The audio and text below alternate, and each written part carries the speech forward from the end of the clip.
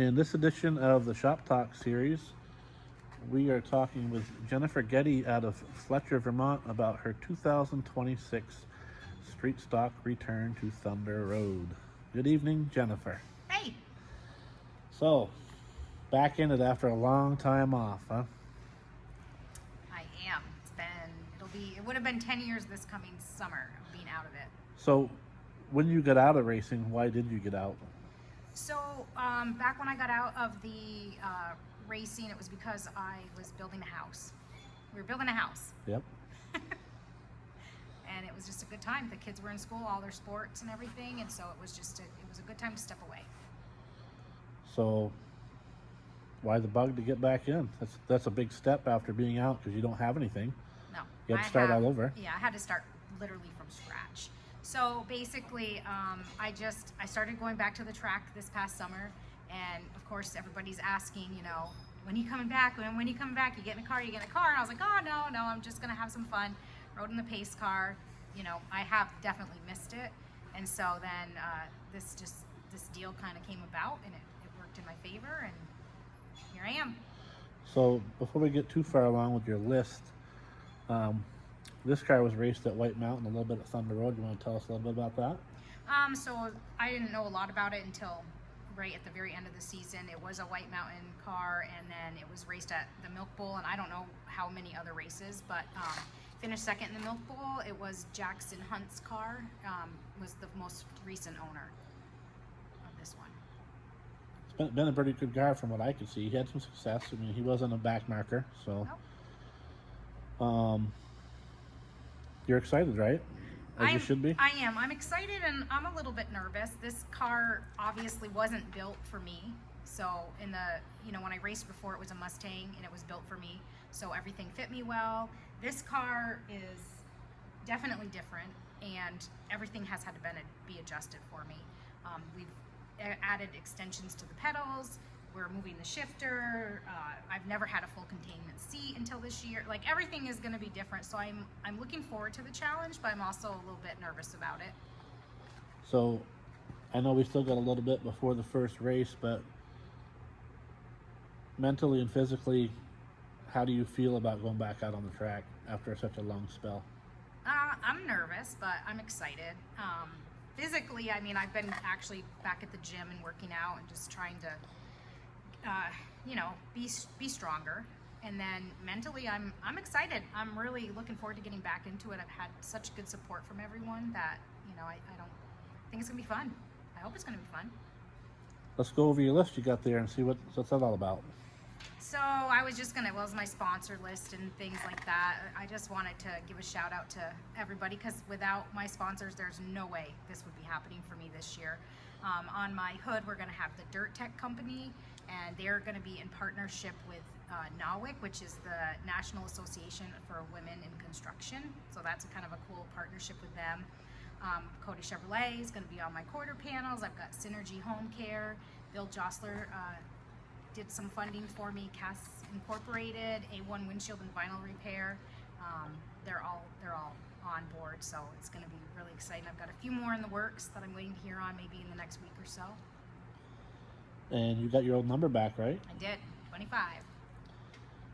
So a lot of women have supported Thunder Road over the years, whether they've worked there, like your sister, Yep. or raced there. Your dad drove the pace car for a long time. Yep. He also got hit by Dave Dion, if I remember right.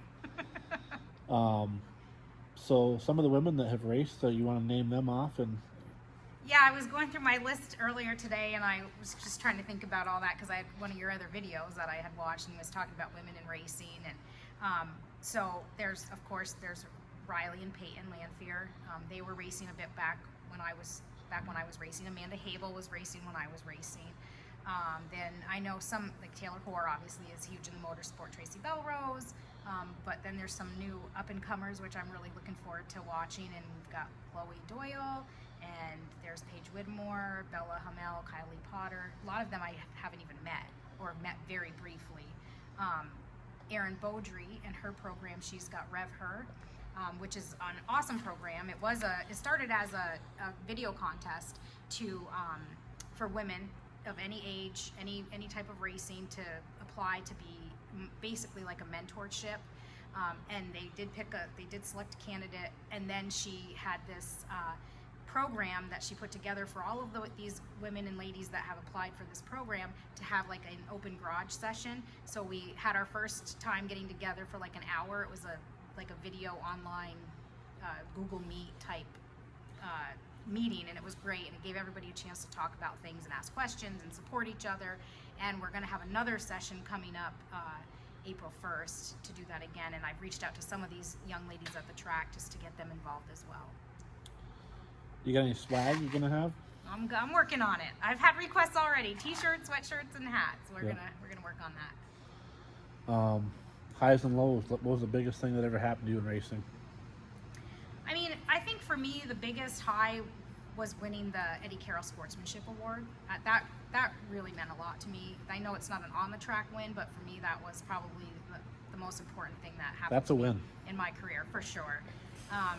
I think in general, just the lows would be some of the wrecks, the roll, when I rolled it. I mean, it was a high and a low, right? It was a cool thing to have happen. Like, not everybody can say they rolled their race car, but the work and stuff that goes into that is really tough. I had another pretty good wreck that I just happened to be in the wrong place at the wrong time, and another driver went after a driver, and I ended up on top of their car and spun around, and it was pretty significant damage.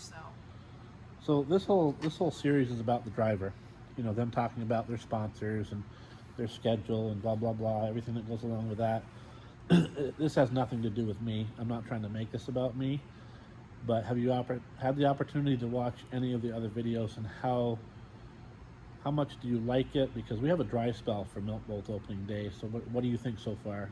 I like it. I think it's been neat, and it's been surprising to listen to some of the different drivers. And most recently, I just listened to your Scott Weston interview, and I thought that was a really good interview with him. And I'm really looking forward to Mike McCaskill's interview. I can't wait to watch that one. I by the way, love Mike.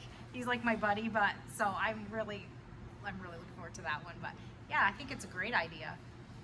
So for some of the younger kids, boys or girls that are going to be watching this, that maybe one day they want to race, what's some advice you can give to them if they're coming into the sport? Just do it. I mean, if you can make it work, it's hard to get involved, it's hard to get into it, but if you can really stick with it, there's a will, there's a way. So you said that when you got out of racing, you didn't go to the track very much, and then you started going back, but did you follow it online at all, either renting the video from Flow or seeing updates? I mean, I followed it through like Facebook, obviously, and stuff. And I tried to get to 1 or 2 races every season.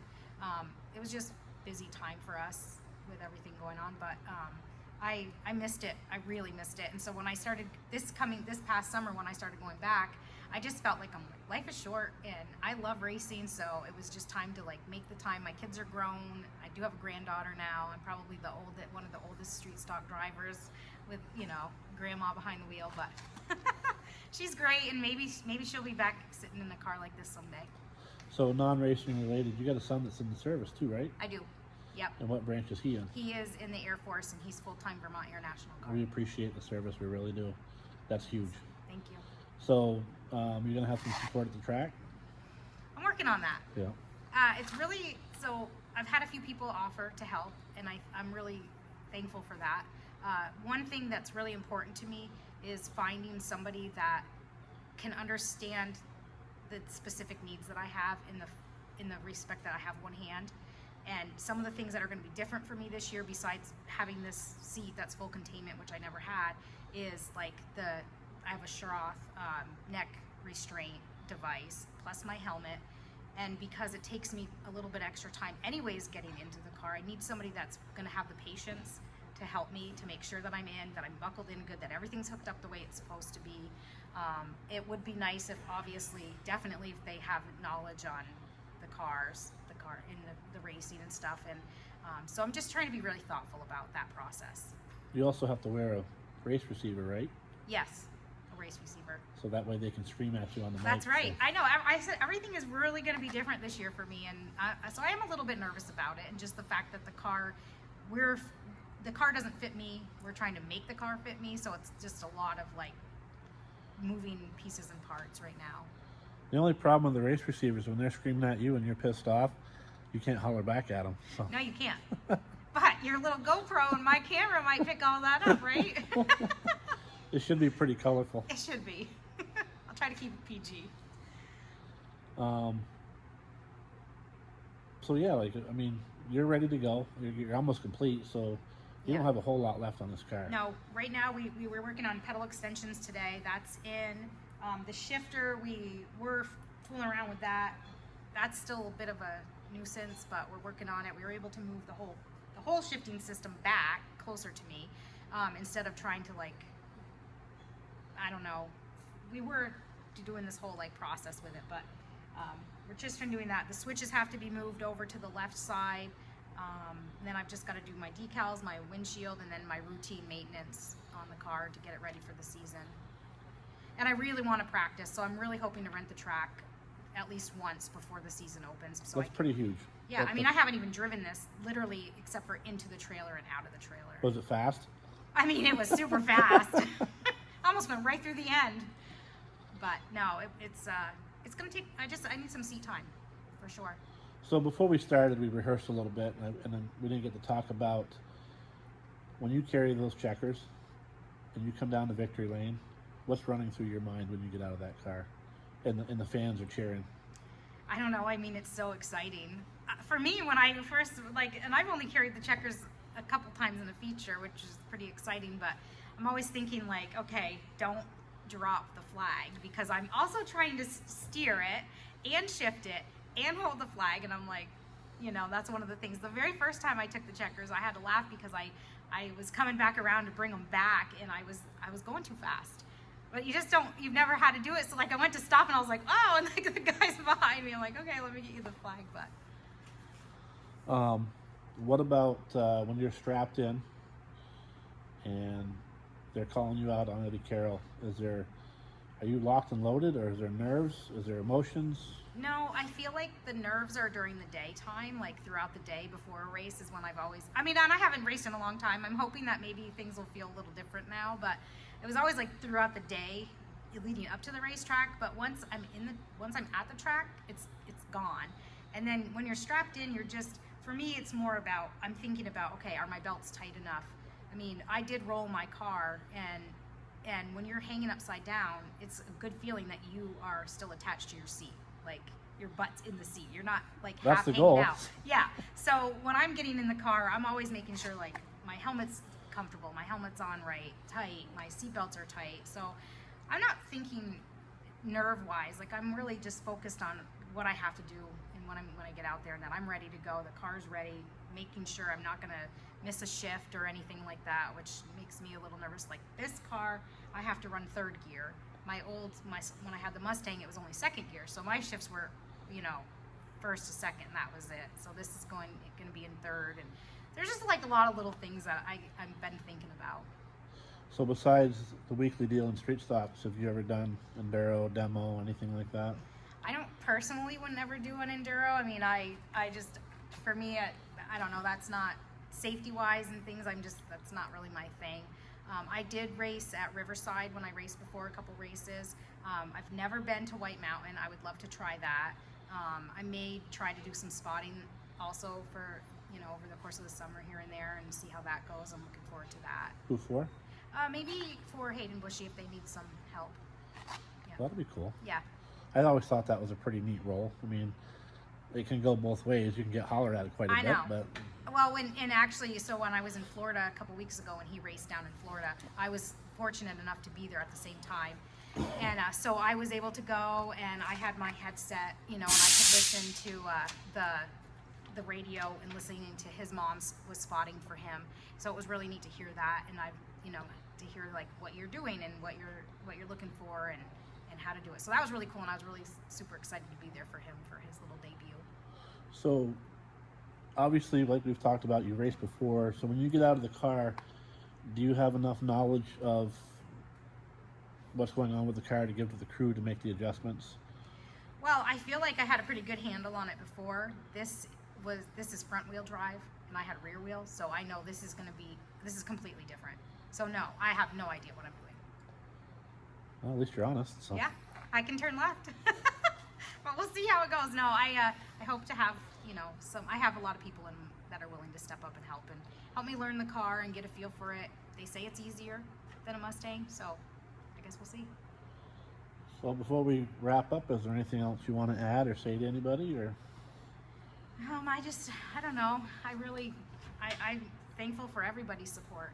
Honestly, I mean, at the track this summer, just people that are willing to help and people that have stepped up, and I've done some gun raffles, and that's been really helpful. I have a tire club, and I have some great support with that, and so, you know, it's funny, like Richard Bradley's been a huge fan in front of mine now since I started racing, and even when I wasn't racing, they have a barbecue every year, and I've always been included in that, and that's been really nice. And so they've been really supportive through this whole process. And just in general, I mean, Craig Bushy, if it wasn't for, you know, his help, I never would have been in this position to even be doing this right now. So he's been really supportive, and you know, Corey and my son Dustin have been here today working on this car and trying to help me get everything in and going, and I've got Ellis who's been helping, and just, you know, with the paint, getting it painted, and Shocker Graphics, they're going to do my scheme for me, my design. And you already have that all laid out? You know what you want? No, Josh is working on it right now. I'm sure by the time we're done, he's going to be like, this woman is driving me nuts. Because I'll just change my mind, and I'll have so many different ideas. It's weird, I've never heard that before. I know.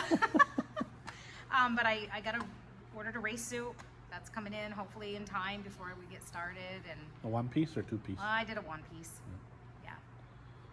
I don't know how that's going to be, but we'll see. Anybody else you want to thank? Yes, I do. Besides my sponsors, Capital Concrete, for putting on this. This is awesome. I think it's going to be a great addition. I was just thinking if I had, and I'm going to do, as before, I always pick a charity and I donate some of my racing proceeds throughout the season to that. I always do something with like breast cancer, and I plan to do that. My car will again have the pink ribbon on it, but it's also going to have the emerald green ribbon on it for like hepatic adenoma and liver disease and cancer awareness, because of some stuff I'm going through. So one thing I forgot to ask you, do you do any appearances for your sponsors if they ask, like if there's some kind of function like cancer awareness or whatever's going on? Yeah, so in the past we've done a lot of like the Relay for Life and making strides and all of that stuff, but I have been really involved with my sponsors this year, and when I've met with them, especially like Cody Chevrolet is going to have their 70th anniversary. Nuts? It's crazy, and which that's another thing. Having them on the car was really meaningful for me. If it wasn't for my dad working for Cody's, I never would have even been introduced to racing. Because they were on your car previously, right? No, they weren't on my car previously, but they sponsored the Pace car, and of course that's where my dad worked, and he drove the Pace car, and that's what got us going to the track in the beginning. So it's kind of full circle that now they're on the car, and they're having their 70th. So like I've let them know, like if they're doing a celebration, I'd love to be there with the car. And any of my sponsors, I'll do parades, I'll do advertising if they want, you know, to put it in an ad, if they want me, if they don't want me, they just want the car. Any events that they have, customer appreciation, any of that kind of stuff. I really want my sponsors to feel like they're getting a benefit from sponsoring me and not just giving me a handout, because that's not what I want. And so I'm hoping that they all will take advantage of the opportunity.